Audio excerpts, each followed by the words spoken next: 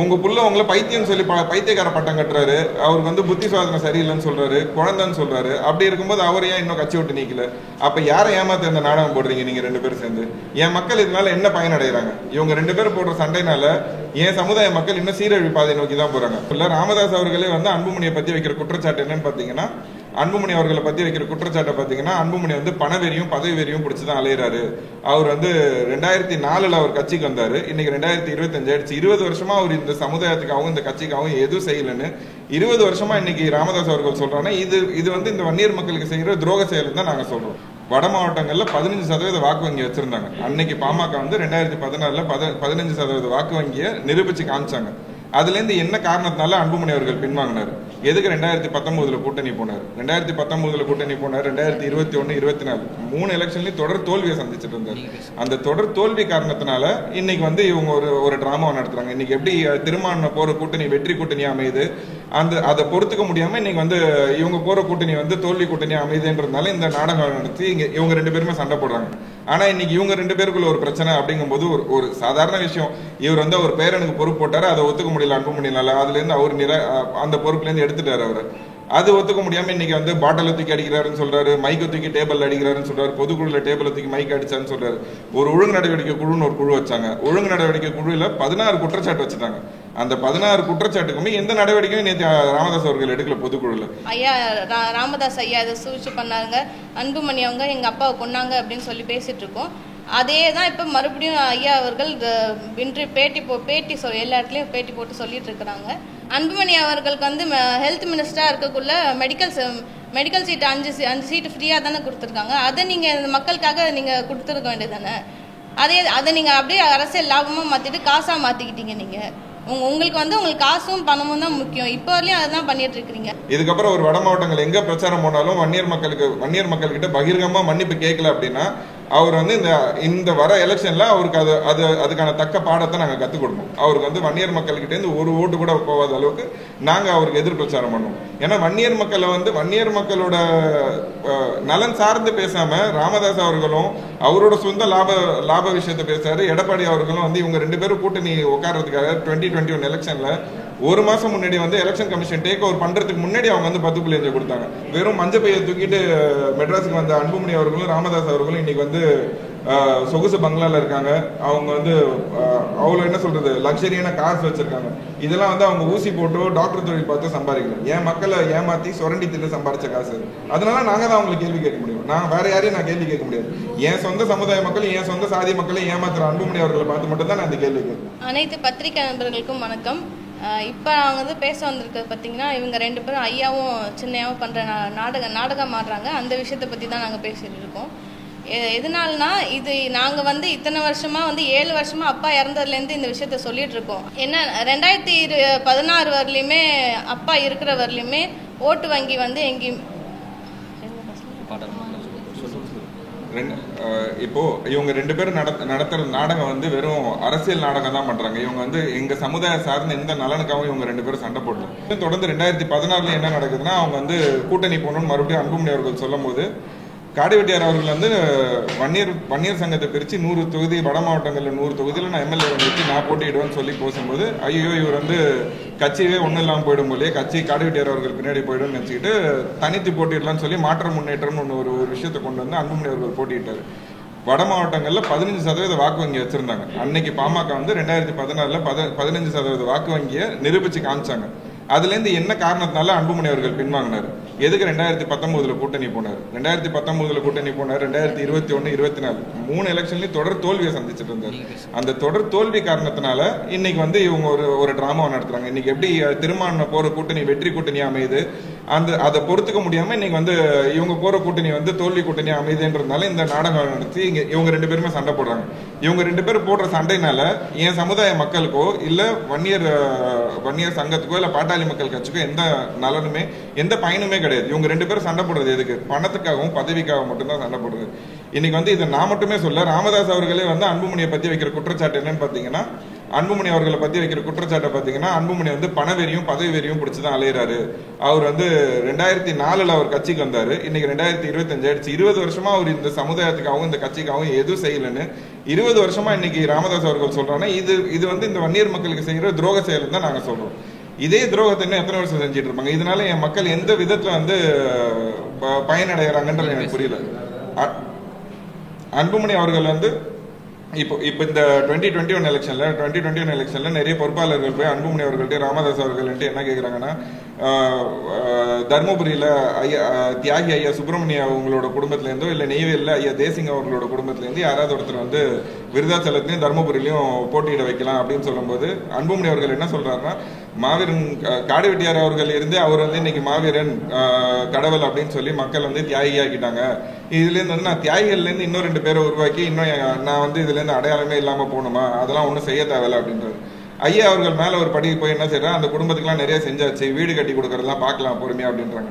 ஆனா இன்னைக்கு இவங்க 2 பேருக்குள்ள ஒரு பிரச்சனை அப்படிங்கும்போது ஒரு சாதாரண விஷயம், இவர் வந்து அவர் பேரனுக்கு பொறுப்பு போட்டாரு, அதை ஒத்துக்க முடியல அன்புமணினால, அதுல இருந்து அவர் அந்த பொறுப்புல இருந்து எடுத்துட்டாரு அவரு.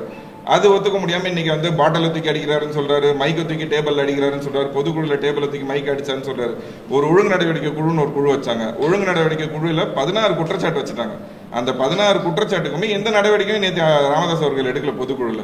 இதே ஒரு சின்ன அந்த 16 குற்றச்சாட்டுல ஒரு குற்றச்சாட்டு யாராவது ஒருத்தர், ஐயா ஜி கே மணி அவர்களோ இல்ல சேலம் அருளானோ இல்ல கணேஷ்குமார் எம்எல்ஏ அவர்களோ யாராவது ஒருத்தர் அந்த குற்றச்சாட்டை செஞ்சிருந்தா கட்சி விட்டு நீக்கி இருப்பாங்க. இன்னொரு உதாரணம், வக்கீல் பாலு அவர்கள் வந்து ஐயான்னு சொல்லாம ராமதாஸ்னு ஒரு பிரஸ் மீட்ல சொல்றாரு, அதுக்கு அவர் அடிப்படை உறுப்புல இருந்து எடுத்துட்டாங்க.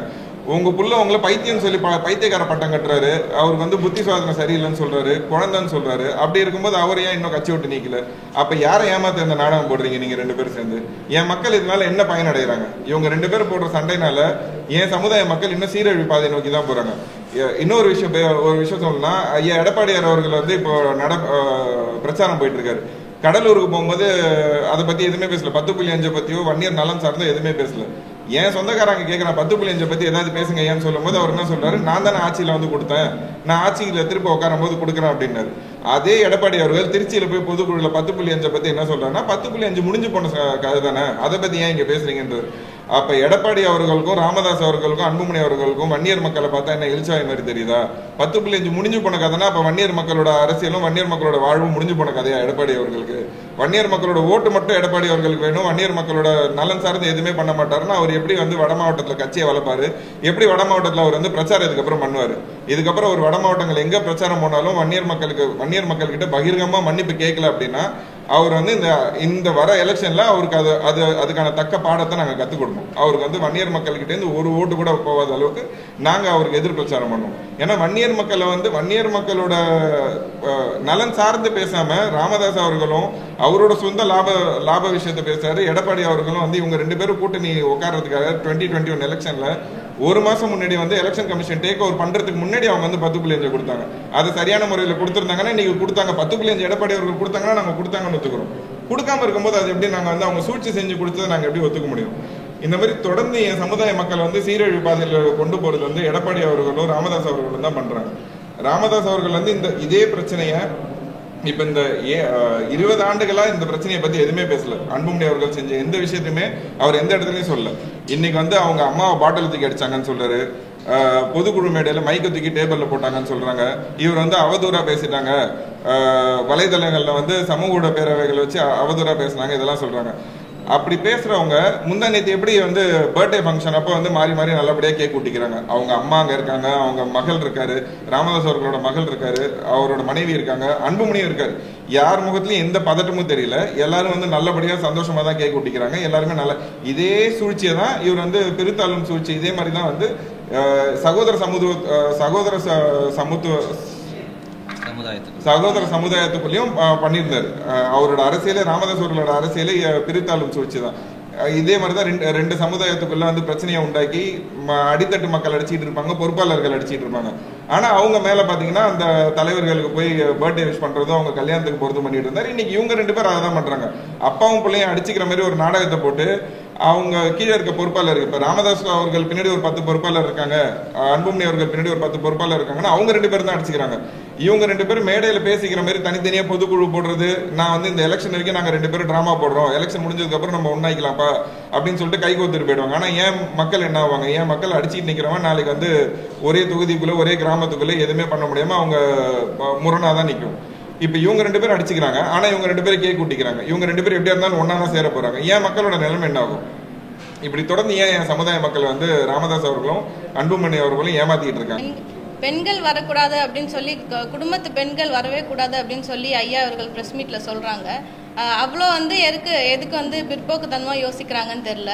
அவ்வளோ ஆணாதிக்கம் இருக்குதான்னு தெரியல அவங்களுக்கு. ஆனா பெண்கள் வரக்கூடாதுன்னு சொல்றாங்க. இப்போ வந்து பார்த்தா அவங்க மகளையே மேடையில உட்கார வச்சிருக்கிறாங்க.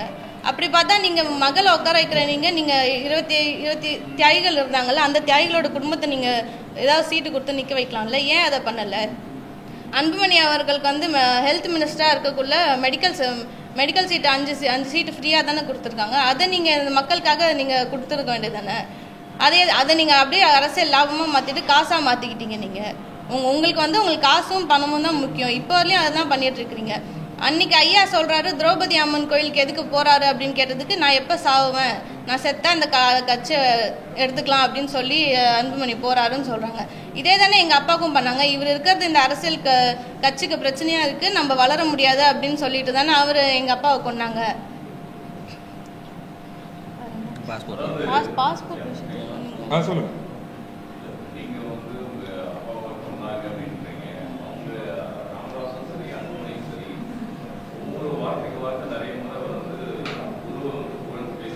இல்ல எங்கேயுமே புகழ்ந்து பேசவே இல்லையே.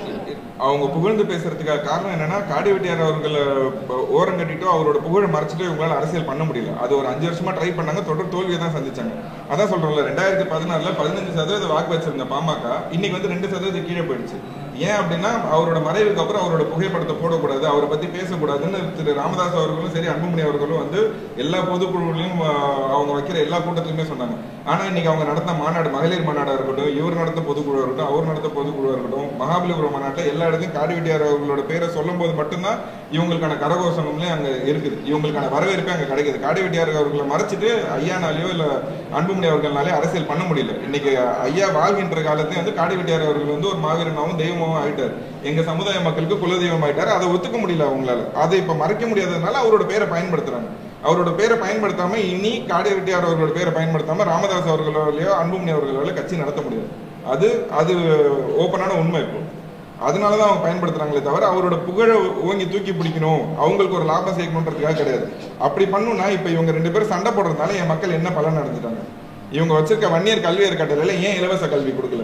வன்னியர் கல்வியர் இன்னைக்கு இத்தனை நாள் ராமதாஸ் அவர்கள் வந்து இந்த 2 மாசமா தொடர்ந்து என்ன சொல்றாரு, என்னை எந்த விதத்திலயும் வந்து மக்களை சந்திக்க விட மாட்டேங்கிறாரு, என்னை வந்து அறைக்குள்ளேயே பூட்டி வைக்க ட்ரை பண்றாரு. இன்னைக்கு எல்லாத்தையும் பிரிச்சுட்டு வந்துட்டாரு. அவர் தனியா போயிட்டார், இவர் தனியா போயிட்டார். இன்னைக்கு வந்து ராமதாஸ் அவர்கள் நேற்று நடந்த பொதுக்குழுல சொல்லியிருக்காங்கல்ல, வன்னியர் கல்வியர் கட்டளையில இலவச கல்வி கொடுக்குறேன்ட்டு. ஏன் கொடுக்கல? இவங்களுக்கு வந்து இவங்க கட்சி வந்து இவங்க குடும்பத்தை தாண்டி போயிடக்கூடாது. ராமதாஸ் அவர்கள் குடும்பம்னா அவரோட பொண்ணுங்க, அவரோட பையன், அந்த குடும்பத்துக்குள்ளேயே தான் இருக்கணும். அவரோட சொந்த மருமக கட்சியில வரதே அவருக்கு பிடிக்கல. வாரிசு அரசியல் தப்பு தான் வச்சுங்களேன். அன்புமணி அவர்கள் அது அவர் ஒரு சைட்ல அவர் பொண்ணு அவரோட மனைவியை கூப்பிட்டு இவரோட பொண்ணை கூப்பிட்டு குடும்பத்துக்குள்ள கட்சி இருக்கும். குடும்பத்துக்குள்ள கட்சி மட்டும் இல்ல, கட்சியில வர பதவியில இருந்து ராஜ்யசபா சீட்ல இருந்து மந்திரி சீட்ல இருந்து எல்லாமே இவங்களுக்கு மட்டும் தான் கிடைக்கணும்னு நினைக்கிறாங்க. இதுக்கு முன்னாடி இந்த திமுக ஆட்சியில இவங்க கூட்டணி போகும்போது ஒரு அமைச்சர் சீட்டு கொடுத்திருந்தா, மந்திரி சபையில வந்து சீட்டு வேணும்னு கேட்டிருந்தா அன்னைக்கு கொடுத்துருப்பாங்க. ஒரு ஏழை வன்னியர் வந்து அமைச்சர் ஆயிருப்பாங்க. ஆனா அதை வந்து ஐயா கேட்கவே இல்லை. ஐயா கேட்ட ஒரே விஷயம் என்னன்னா, ராஜ்யசபா சீட்டு கொடுங்க, என் பையன் வந்து ஹெல்த் மினிஸ்டர் ஆகணும்னு சொல்லி தான் அவர் வாங்கினாரு. அன்னையில இருந்து இவங்களோட சுய லாபத்துக்காக மட்டும்தான் இவங்க கட்சி நடத்துறாங்களே தவிர என் சமுதாய மக்களுக்கு இவங்க எதுவுமே பண்ணல. நிழல் பட்ஜெட் போடுறாங்க கவர்மெண்ட்டுக்கு. இவங்க ஏன் வந்து இவங்க நடத்துற வன்னியர் கல்வியார் கட்டளையில வெள்ளை அறிக்கை குடிக்க வேண்டியது தானே? எத்தனை சமுதாயம், எந்தெந்த சமுதாய மக்கள் எவ்வளவு பயனடைஞ்சிருக்காங்க, வன்னியர் சமுதாய மக்கள் இந்த வன்னியர் கல்வியார் கட்டளைனால எவ்வளவு பயனடைஞ்சிருக்காங்க, எத்தனை பேர் இலவச கல்வி கொடுத்துருக்காங்கன்னு. இதுக்கு வந்து அன்புமணி அவர்களுக்கோ இல்ல ராமதாஸ் அவர்களுக்கோ திராணி இருக்கா? அதுல வந்து நாங்க இவ்வளவு பேரை படிக்க வச்சிருக்கோம் அப்படின்னு சொல்றதுக்கு வன்னியர் நலன் சார்ந்து இவங்க பண்ணாம இருக்கிறதுனால தான் நாங்க கேள்வி கேட்கிறோம். பாட்டாளி மக்கள் கட்சி எங்க கட்சி? இது வெறும் ராமதாஸ் அவர்கள் மட்டும் தனியா உருவாக்கல. வன்னியர் சங்கம் எப்படி உருவாச்சோ அதே மாதிரி 25 பேர் தியாகம் பண்ணி தான் பாட்டாளி மக்கள் கட்சி உருவாச்சு. அந்த 25 பேர் உயிரை தியாகம் பண்ணாங்களா, அவங்க குடும்பத்துலேருந்து யாராவது நாங்கள் வந்து கஷ்டப்படுறோம், நாங்கள் வந்து இன்னைக்கு அரசியல் அனாதையா நிற்கிறோம்னு யாராவது சொல்றாங்களா? ஆனால் அன்புமணி அவர்களும் ராமதாஸ் அவர்களும் வந்து நான் பொறுப்பாளர்கள்கிட்ட காசு வாங்கி தான் என் குடும்பத்தை நடத்துன்னு ராமதாஸ் அவர்கள் சொல்றாரு. அன்புமணி அவர்கள் கட்சி நடத்த காசு இல்லை, எங்களுக்கு செலவு காசு இல்லை, காசு போடுங்க, ஒரு QR கோடு காமிச்சு இதில் 5 ரூபா போடுங்க, 5 ரூபாயில் 1 கோடி போட்டாலும் உள்ள இழுக்கும், எவ்வளவு வேணாலும் போடுங்க, கட்சியில நிதி இல்லைங்கிறாரு. அப்ப எவ்வளவு தியாகிகள் வந்து இந்த சமுதாயத்துல இருந்தவங்க முன்னோடிகள் எத்தனையோ பேர் இந்த சமுதாயத்துக்காக வன்னியர் கல்வி அறக்கட்டளையில சொத்தை கொடுத்துருக்காங்க. அந்த சொத்துலாம் என்னாச்சு, அவங்க கொடுத்த நிதி என்னாச்சு, அதுல இருந்து வர வாடகை என்னாச்சு, அது ஏன் அன்புமணி அவர்களும் ராமதாஸ் அவர்களும் அதை பத்தி எங்கேயுமே பேச மாட்டேன்றாங்க. இப்போ ராமதாஸ் அவர்கள் வந்து இவ்வளவு 16 குற்றச்சாட்டு சொல்றாரு, அவதூறா பேசுனதுலயே நான் திருப்பி ரிப்பீட் பண்றேன். அந்த பாட்டில் தூக்கி அடிச்சது, அவங்களை வந்து மைக்க தூக்கி போட்டது, பைத்தியம் சொன்னது. ஆனா ஏன் அவர் பண்ண ஊழல் வழக்கை எங்கேயுமே பேச மாட்டேங்கிறாரு? வன்னியர்களோட வயிற்றுல அடிச்ச விஷயத்தை ஏன் ராமதாஸ் அவர்களும் அன்புமணி அவர்களும் பேச மாட்டேன்றாங்க? இவங்க 2 பேருக்குள்ள நடக்கிற பிரச்சனையை பத்தி தான், அதுதான் அரசியல். அவங்க 2 பேரும் ஒரு ரூமை லாக் பண்ணிக்கிட்டு 2 பேர் கையில காலில் மாத்தி விழுந்துங்க, இல்ல அடிச்சுங்க, நீங்க என்ன வேணாலும் பண்ணுங்க, வெளியில ஒரு முடிவு எடுத்துட்டு வெளியில வந்து நீங்க கட்சியை நடத்துங்க. அது அப்படி முடியலையா, 25 தியாகிகள்கிட்ட கட்சியை கொடுத்துருங்க, அவங்க கட்சியை நடத்திட்டு போட்டோம். அதை விட்டுட்டு எதுக்கு வந்து திருப்ப நாங்க சண்டை போட்டுக்கிறோம்? இவங்க சண்டை போடுற மாதிரி டிராமா தான் பண்றாங்க. அது வந்து வெறும் அரசியல் நாடகம் தான். ஒரு முடிவு எடுக்கணும்னா அன்புமணி கட்சி விட்டு நீக்கிட்டு போக வேண்டியது தானே. 10 நாள் முன்னாடி என்ன சொல்றாரு, அவர் தனி கட்சி வேணா ஆரம்பிச்சுட்டு போட்டுமேன்றாரு. அப்ப பொதுக்குழுல வந்து 16 குற்றச்சாட்டு வைக்கிறீங்க. ஒழுங்கு நடவடிக்கை குழு ஃபார்ம் பண்ணி அந்த குழு வந்து இவர் பண்ண 16 குற்றச்சாட்டை சொல்றாங்க. நடவடிக்கை ஐயா எடுக்கணும்னு சொல்லும்போது ஐயா ஏன் நடவடிக்கை எடுக்காம அதுல இருந்து தயங்குறாரு. அப்ப பையன் பாசம் தடுக்குதாங்க. இதே குற்றச்சாட்டை வேற யாராவது செஞ்சா கட்சி விட்டு நீக்கிருப்பாங்கல்ல. இப்ப ஏன் அன்புமணிக்கு என்ன பதில் சொல்றாரு? அவர் செஞ்ச ஊழல் வழக்கை பத்தி ஏன் பேச மாட்டேங்கிறாரு?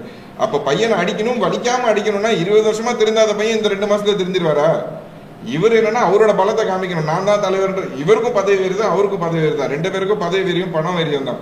என் சமுதாயத்தை முன்னேற்றணுன்றது எந்த ஒரு எல்லளவு கூட 2 பேருக்குமே எண்ணம் கிடையாது. அப்படி இருந்தது என்ன பண்ணிருக்காங்க இதற்கு? நீங்க சொல்லுங்க, பத்திரிகையாளர்கள் நீங்க இருக்கீங்க. இந்த சமுதாயத்தோட நலனுக்காக அன்புமணி அவர்கள் செஞ்ச ஒரு தியாகத்தையோ ஒரு நல்ல விஷயத்தையோ சொல்லுங்க.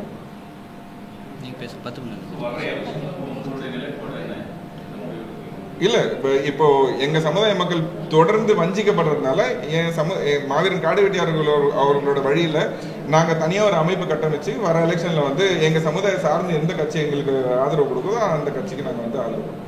எங்க சமுதாயம் சார்ந்து நாங்க ஒரு அமைப்பு கட்டமைப்போம். அந்த அமைப்பு கட்டமைச்சு சமுதாய பணிகளை தொடர்ந்து செய்வோம்.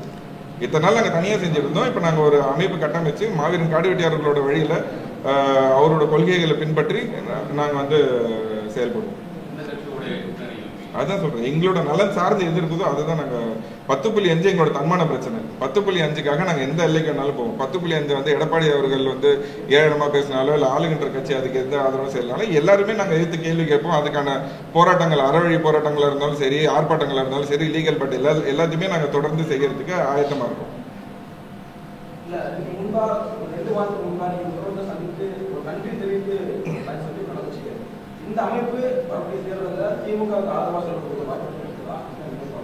அதுதான் சொல்றேன், நாங்க நன்றி தெரிவிச்சோம். அது வந்து அந்த தியாகிகளுக்கு மணிமண்டபம் கட்டதுக்காக நாங்க நன்றி தெரிவிச்சோம். எங்களுக்கு செஞ்சாங்கன்னு சொல்றவங்க, எங்க சமுதாயத்துக்கு நல்லது செய்யற எல்லா கட்சிகளையும் பார்த்து நாங்க நன்றி தான் சொல்றோம். நன்றி சொல்றதுனால அவங்க கூட தான் செயல்படுறோம். இவங்களை எதுக்குறதுனால இவங்க கூட செயல்பட மாட்டோம் கிடையாது. நாங்க கட்டமைக்கிறோம், எங்க அமைப்பை கட்டமைக்கிறோம், எங்க சமுதாயம் சார்ந்து பயன்படுறோம்.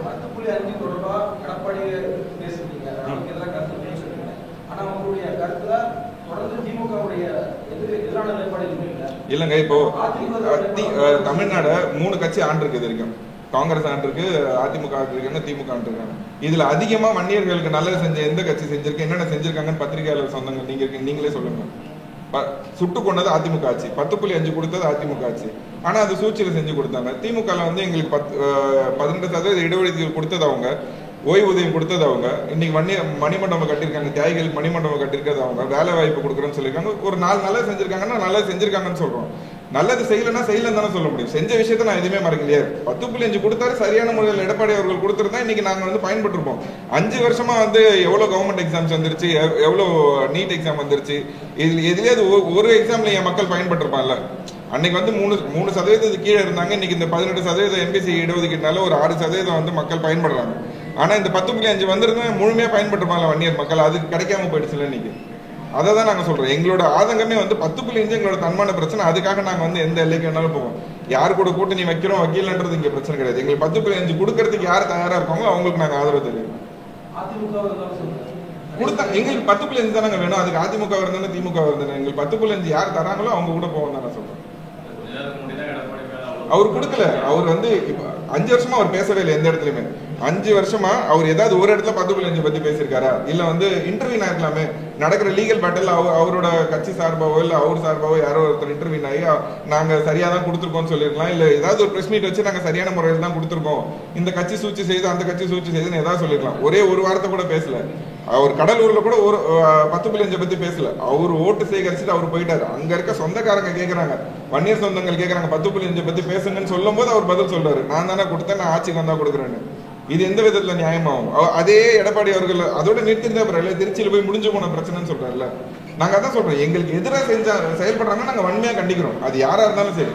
எங்களுக்கு ஆதரவா இருக்காங்கன்னா நாங்க வரவேற்று கையெடுத்து கும்பிடுறோம் தான் நாங்க சொல்றோம். நீங்க பேசுங்க. அவருடைய புகைப்படங்கள், அவருடைய பேனர்கள் தொடர்ந்து பாமக கூட்டத்தில் எல்லா பக்கமும் பார்க்கணும். அவருடைய புகைப்படத்தை அன்புமணியும் ராமதாசும் பயன்படுத்தக்கூடாதுன்னு ஏதாவது ஸ்டே வாங்குறது வாய்ப்பு இருக்கு? இல்ல, இது நாள் வரலையும் அவங்க ஃபோட்டோ அப்பா ஃபோட்டோ எந்த இடத்துலையும் போடவே இல்லையே. நாங்கள் நிறைய இடத்துல ப்ரெஸ் மீட்டில் எல்லா இடத்துலையுமே சொல்லியிருக்கோம், அவர் ஃபோட்டோவே மறைக்கிறாங்க, அவர் ஃபோட்டோவை மறைச்சி அவர் பேரையே மறைக்க பார்க்குறாங்க அப்படின்னு இத்தனை வருஷமாக அதுதான் நாங்கள் சொல்லிட்டு இருந்தோம். பயன்படுத்தக்கூடாதுன்னு சொல்லுவோம், அவங்களுக்கு அதுக்கான உரிமை கிடையாது. பயன்படுத்தலாம், அவங்களால அவங்களுக்கு கட்சியே இருக்காது. காடிவெட்டி குரு அப்படின்னா பாமக, பாமகனா குரு, அதுதான் இன்னைக்கு இருக்க நிதர்சனமான உண்மை. அப்படி இல்லாம குரு அவர்கள் இல்லாம வன்னியர் மக்களோட நலன் சார்ந்து பாமகலையோ இல்ல ராமதாஸ் அவர்களோ அன்புமணி ராமதாஸ் அவர்களால எதுவுமே பண்ண முடியாது. இன்னைக்கு ராமதாஸ் அவர்கள் ஐயா அவர்கள் வாழ்கின்ற காலத்தை காடிவெட்டியார் அவர்கள் வந்து வன்னியர் மக்களுக்கான குலதெய்வம் ஆயிட்டாரு. அப்படி இருக்கும்போது இவங்க பயன்படுத்தாம இருக்க முடியாது. பயன்படுத்தக்கூடாதுன்னு நாங்க சொல்றதுனால என்ன ஆயிட போகுது? அவங்க பயன்படுத்தாம விட்டுருவாங்களா? லீகலா மூவ் பண்ணலாம். அதுக்கான காலகட்டங்கள் வரும்போது அதை செய்வோம். இப்ப நாங்க தனியா அமைப்பை கட்டமைக்கிறோம்னு சொல்றோம்ல, நாங்க கட்டமைச்சு பயணிக்கும் போது இவங்களை பயன்படுத்தக்கூடாதுன்னு கண்டிப்பா சொல்லுவோம்ல. அது எப்படி எங்களோட அடையாளத்தை அவங்க எடுத்து அவங்களா வெறும் பணத்துக்காக அரசியல் பண்ண நாங்க விட மாட்டோம்ல. ஐயாவோட கொள்கை, காடிவெட்டியார் அவர்களோட கொள்கையை எடுத்து அவங்க அரசியல் பண்ணாங்கன்னா வரவேற்க தயாரா தான் இருக்கும். எங்களோட சமுதாயத்துக்கு நல்லது நடந்ததுன்னா அது யார் வேணாலும் எது வேணாலும் பயன்படுத்திக்கணும். அதனால எங்களுக்கு எந்த பிரச்சனையும் கிடையாது. சமுதாயத்தை சீரழிவு பாதையில கொண்டு போக கூடாதுன்றதான் எங்களோட கோரிக்கையை தவிர இதை பயன்படுத்துங்க நாங்க சொல்லுங்க வரல. கட்சியாவோ இல்ல சங்க அமைப்பாவோ எதுவா இருந்தாலும் அதுக்கான கண்டிப்பா சமுதாயம் சமூகம் அப்படின்னா எல்லா மக்களுடைய ஒன்றிணைஞ்ச விஷயம் தான் சொல்லுவோம். இப்போ இரட்டை கருத்து அந்த ஆதிக்கம் எப்படி வெளிப்படுதுன்னா, இப்போ உங்களை போன்றவர்கள் வன்னியர்களா இருக்கட்டும், இரண்டாந்தவர்கள், இந்த மாதிரி எந்த இதுவுமே சாதிக்கிற வார்த்தையே யூஸ் பண்ண மாட்டேங்கிறீங்க. ஏன்னா இப்ப இளைஞர்கள் பார்க்கும்போது சமூகம்னா அப்ப நம்ம வன்னியர்கள் மட்டும்தான், நம்ம தேவர்கள் மட்டும்தான் நம்ம அப்படின்னு சொல்லிட்டு அந்த உணர்வு வரும் இல்லையா? சோ சாதிங்க நீங்க மென்ஷன் பண்ணீங்கன்னா அப்போ அதோடைய அழுகுகள் தெரிய வரும் இல்லையா? ஏன் சாதிக்கிறத நீங்க இல்ல அதை சொல்றதுனால எந்த பிரச்சனையும் இல்லைங்க. சாதின்னு சொல்றது நாகரிகமா சொல்லணுன்றதுக்காக அந்த விஷயத்த சொல்றேன். சாதின்னு சொன்னா நீங்க எல்லாம் உடனே சாதி வெறின்னு சொல்லிடுவீங்க. சமூகம்னா நாகரிகத்துக்காக பேசுறது. நான் சொல்றது என் சொந்த சாதிக்காக பிரச்சனையை தான் நான் கேட்க முடியும். ஃபர்ஸ்ட்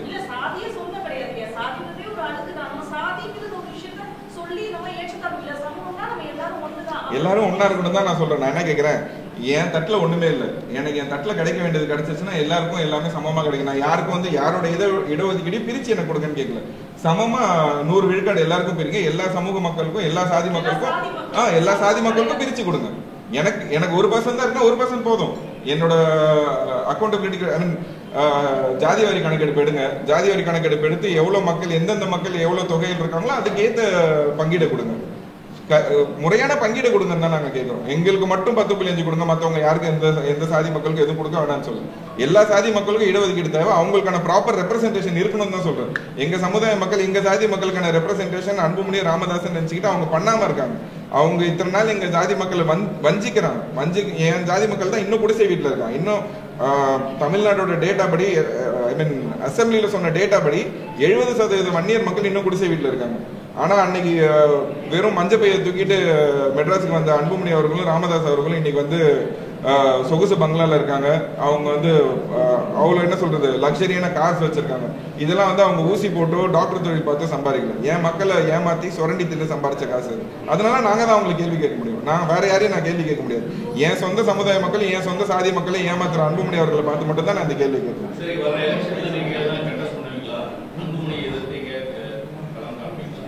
அன்புமணி நிக்கிறாரு சார் எலெக்ஷன்ல. அது அது அந்த ஃபியூச்சர் ஸ்டேஜஸ்ல பார்ப்போம் சார் என்ன பண்றாங்க. அதுக்கு அவங்க எடுக்கிற முடிவுக்கு நாங்க ரியாக்ஷன் கண்டிப்பா இருக்கும். ஏன்னா அவர் இன்னைக்கு ஒரு முடிவு சொல்லுவாரு, நாளைக்கு ஒரு முடிவு சொல்லுவாரு. தேர்தலுக்கான அமைப்பா தான் எடுத்துக்கலாம்.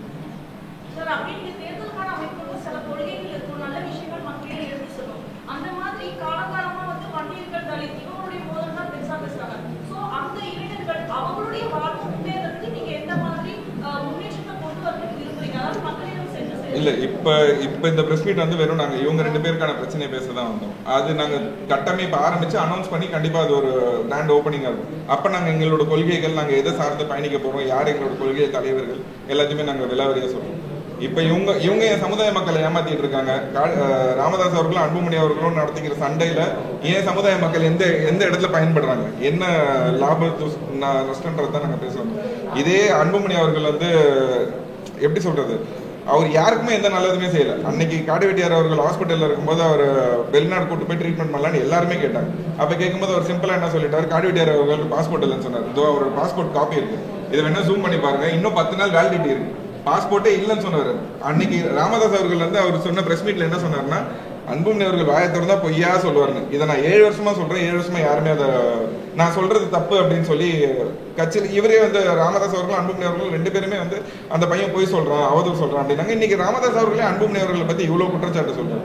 அப்படி இருக்கும்போது நான் சொன்னது எங்க பொய்யாச்சு? நான் சொன்ன எல்லா விஷயமும் அச்சு பேசுறாம ராமதாஸ் அவர்கள் இன்னைக்கு சொல்றாரு. அதையும் தாண்டி ஒரு சில விஷயத்த சொல்றாரு. நான் என்ன சொல்றேன், மாவீரனுக்கு காடுவெட்டியார் மாவீரன் அவர்களுக்கு அன்புமணி அவர்கள் செஞ்ச துரோகத்தை என்னால ஏத்துக்க முடியலன்னு ராமதாஸ் அவர்கள் சொல்றாரு. என்ன துரோகனியா 2 பேருமே சொல்ல மாட்டேன்றாங்க. அவருக்கு என்ன அநீதி அழிச்சாங்க, எந்த அவருக்கு சரியான முறையில் நடத்தல, அவருக்கு செஞ்ச துரோகத்தை ஏத்துக்க முடியல அப்படின்றாங்க. நாங்க தான் சொல்றோம், மருத்துவ கொலை அன்புமணி அவர்கள் தான் பண்ணிட்டாங்கன்னு நாங்க சொல்றோம். இதை ராமதாஸ் அவர்கள் வெளில சொன்னா அவர் பையனை பிடிச்சி ஜெயில வச்சிருவாங்கன்றதுனால அவர் சொல்ல மாட்டாங்க. இதை வெளியில வந்து எப்ப சொல்றாரு, இன்னும் 10 வருஷத்துக்கு அப்புறம் இந்த கட்சி இந்த சமுதாயமும் இன்னும் சீரழிவு பாதையை நோக்கி போய் இன்னும் அழிஞ்சு போய் நின்றதுக்கு அப்புறம் ராமதாஸ் அவர்கள் சொல்றாரு. அவரோட பையன் பாசம் தடுக்கிறதுனால எங்களுக்கு தான் இது நஷ்டமா இருந்ததே தவிர அவங்க 2 பேருக்கும் எந்த பிரச்சனையுமே கிடையாது. நாளைக்கு கை ஊத்திட்டு நீ கேக் சாப்பிட்டவங்க நாளைக்கு அல்வா சாப்பிட்டா அவங்க போயிடுவாங்க. ஏன் சொந்தக்காரங்க இந்த கட்சியில இருக்க பொறுப்பாளர்கள் தான் வந்து வஞ்சிக்கப்படுறாங்க.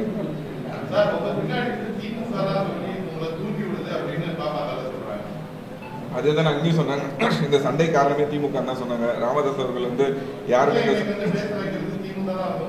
அதான் சொல்றேன், அப்படி பேச வைக்கிறதுனால என்ன கிடையாது. இப்ப இவங்க 2 பேரும் சண்டை போடல. இப்ப நான் சொல்றதுல என்ன பொய் இருக்கு அதையா சொல்லுங்க. நீங்க இந்த பிரச்சனையை வந்து சொல்றீங்க சார், இதுதான் ஃபர்ஸ்ட் டைம் வந்து சொல்றீங்க, ஏன் சொல்றீங்கன்னு கேளுங்க. 7 வருஷமா நான் அதை சொல்லிட்டு தானே இருக்கேன். காடுவெட்டியார் அவர்கள் மறைச்சதுல இருந்து இவங்க செஞ்ச துரோகத்தை நான் எடுத்து சொல்லிட்டு தான் இருக்கேன். என் சமுதாய மக்கள் சொன்ன மாதிரி என் ஜாதி மக்கள் இவங்க செய்யற துரோகத்தை நான் சொல்றது திமுக சொன்னா என்ன சொல்லனா என்ன. ஏன் சமுதாய மக்கள் வஞ்சிக்கப்படுறாங்க, அது யாருனால பண்றாங்க, ராமதாஸ் அவர்களையும் அன்புமணினாலையும் பண்றாங்க. அதை நான் வெளிப்படையா சொல்றேன். இதை சொல்றதுக்காக யாரும் எனக்கு சொல்லணும்னு கிடையாது. நஷ்டம் அடையாருக்கு நானு, என் மக்கள் இன்னும் குடிசை வீட்டுல இருக்கான், வேற யாரும் குடிசை வீட்டுல இல்ல. உயிர் விட்டது என் மக்கள், 25 தியாகிகள் செத்தது என் சமுதாய மக்கள் செத்தாங்க. அதோட லாபத்தை அனுபவிக்கிறது ராமதாஸ் அவர்கள் அன்புமணி அவர்கள். அந்த 25 தியாகிகளோட குடும்பம் இன்னும் குடிசை வீட்டுல தான் இருக்கு. அவங்களுக்கு ஒரு வீடு கட்டி கொடுங்கன்னு சொல்லி போய் ராமதாஸ் அவர்கள்ட்ட அன்புமணி அவர்கள்ட்ட கேட்கும்போது அவங்க சொன்ன விஷயம் என்னன்னா, அவங்களுக்கு ஏற்கனவே நிறைய செஞ்சாச்சு, இதுக்கப்புறம் இன்னும் செய்ய தேவையில்லை. அப்ப இதுக்கெல்லாம் யார் கேள்வி கேட்பாங்க? யாராவது சொன்னாதான் கேள்வி கேட்பாங்க.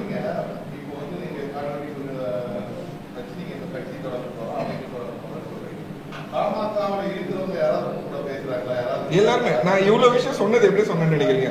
இன்னைக்கு ராமதாஸ் அவர்கள் சொன்ன எல்லா விஷயமும் ஒரு வாரத்துக்கு முன்னாடி நான் சொல்லியிருக்கேன். அவங்க வீட்டில் நடந்த சண்டையை நான் சொல்லியிருக்கேன். அந்த குடும்பத்துக்குள்ள என்ன நடக்குது, அவங்க என்ன முடிவு எடுக்கிறாங்க, எந்த கூட்டணி போறாங்கன்னு எல்லாமே நான் தொடர்ந்து 7 வருஷமா சொல்லிட்டு தான் இருக்கேன். அது எப்படிங்க இங்க சொல்ல முடியும்? அது எப்படி சொல்றது, அது நல்லாவா இருக்கும்? அது கிடையாதுல்ல. ஸ்லீப்பர்ஸ் எல்லாம் இல்ல, கட்சியில இருக்க 2ஆம் கட்ட தலைவர்கள் அத்தனை பேருமே என் கூட தொடர்புல தான் இருக்காங்க. மாவீரன் காடுவெட்டியார் அவர்களோட விசுவாசிகள் தான் கட்சியில இருக்காங்க அத்தனை பேருமே. காடுவெட்டியார் அவர்களை பார்த்துதான் இளைஞர்கள் அந்த கட்சியில சேர்ந்தாங்க. ஒரு இளைஞர் பட்டாளம் அதிகமா இருக்க கட்சின்னு பெருமையா சொல்லிக்கிட்டார் அன்புமணி அவர்கள் வந்து பாட்டாளி மக்கள் கட்சி தான். அந்த இளைஞர் பட்டாளம் சேர்த்ததே காடுவெட்டியார் அவர்கள் தான். கட்சிக்குள்ள இருக்க 2ஆம் கட்ட தலைவர்கள் நிறைய பேரை அறிமுகப்படுத்துவது உருவாக்குனது, அவங்க கூட தோல் கொடுத்து நின்னது காடுவெட்டியார் அவர்கள் தான். ராமதாஸ் அவர்களும் அன்புமணி அவர்களும் எங்கேயுமே போகல. ராமதாஸ் அவர்களே சொன்னது அன்புமணியை பார்த்து என்னன்னா, அசம்பிளி பார்லிமெண்ட்டுக்கு போப்பானா போக மாட்டாரு, யார்கிட்ட போனாலும் அது கெடுதல் தான். நான் என்ன சொல்றேன், அந்த தியாகிகள்கிட்ட கட்சியை கொடுத்துருப்பாங்க. அவங்க இந்த சமுதாயத்துக்காக உயிரே விட்டவங்களை தாண்டி நீங்க எந்த விதத்துல எலிஜிபிள் கேண்டிடேட் நான் கேட்கிறேன்.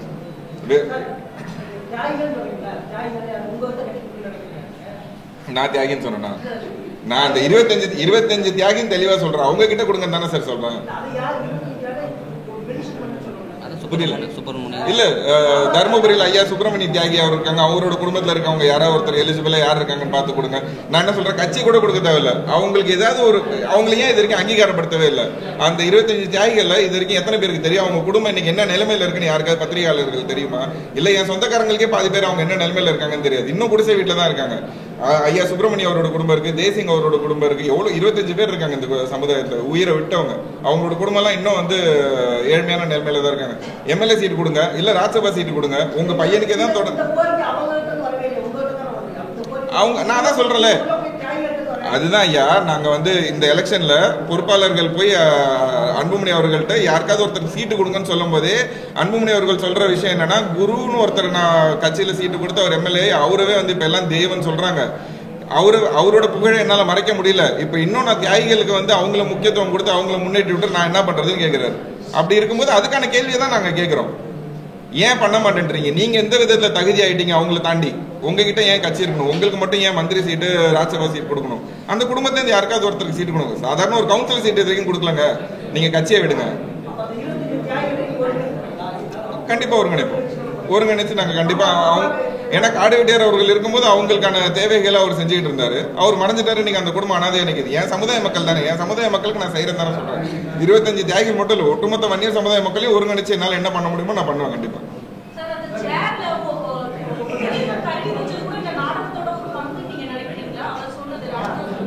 அன்புமணி அவர்கள் வந்து எங்ககிட்ட 7 வருஷத்துக்கு முன்னாடி எங்க அப்பா பைத்தியம், நீங்க அவர்கிட்ட போய் எதுவும் பேசாதீங்கன்னு சொன்னவர். காடுவெட்டியார் அவர்கள் மறைஞ்ச போது நாங்க போய் ஒரு சில விஷயம் பேசும்போது, ஐயாவெல்லாம் பார்க்காதீங்க, அவர் பைத்தியம் ஆயிட்டாரு, வரவங்கள்ட்ட என்ன பேசுறதுன்னு தெரியாம பேசிட்டு இருக்காரு 7 வருஷத்துக்கு முன்னாடியே சொன்னார். அப்படி இருக்கும்போது அவர் அன்னையிலேருந்து ஒரு ஒட்டு கேட்டுட்டு தான் இருப்பாரு. என்ன பண்றாருன்னு தெரியல. ஒட்டு கேட்கிற கருவி நாடகம்னு நான் சொல்ல முடியாது. இவங்க இப்ப பண்றது நாடகம்.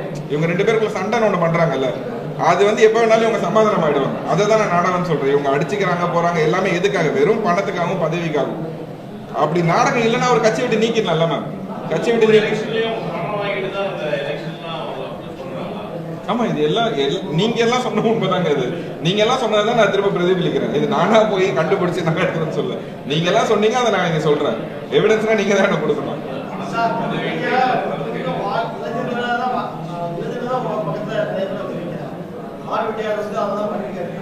ஆமா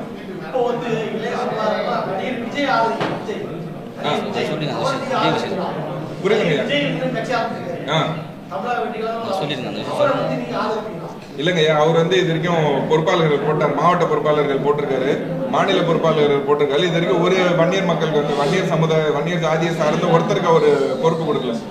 அவரும் வன்னியர் எதிர்ப்பு அரசியலை தான் பண்றாருன்றது எங்களுக்கு இருக்கு. அவர் வன்னியர் ஆதரிச்சு அரசியல் பண்ணாருன்னா அவர் ஆதரிப்போம். அவர் வன்னியர் எதிர்ப்பு அரசியல் அவர் இருந்தாருன்னா அவரும் எதிர்ப்போம் நாங்கள். ஏன்னா ஒரு வன்னியர் பர்சனுக்கு வந்து அவர் மாநில பொறுப்போ மாவட்ட பொறுப்போ கொடுக்கல. ஒரே ஒரு மாவட்ட பொறுப்பு கொடுத்துருக்காரு தர்மபுரியில் எனக்கு தெரிஞ்சு. வேற எங்கேயுமே பொறுப்பு போடல. அவரு ஒரு மாநில பொறுப்புல கூட வன்னியர் கிடையாது. ஒரு பெரும்பான்மை சமுதாய மக்கள்ல இருந்து ஒருத்தர் கூட ஒரு கட்சியில போடலன்னா இவர் எப்படி கட்சி நடத்திடுவார்? எப்படி வட மாவட்டங்கள் அவரோட கட்சி ப்ராஸ்பரஸா இருக்க முடியும்? நான் பேசுன நீங்க கேள்வி கேட்டீங்க, பேசிக்கிட்டே இருந்தேன், அவ்வளவுதான்.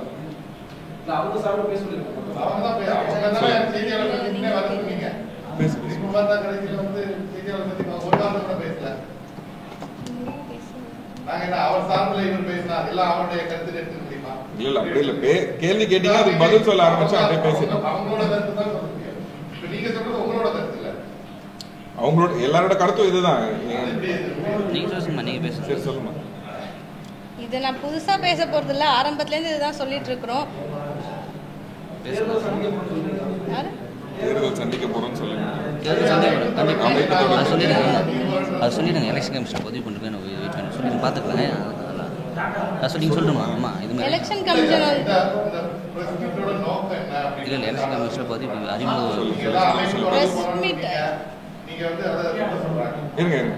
சொல்லிடுங்க.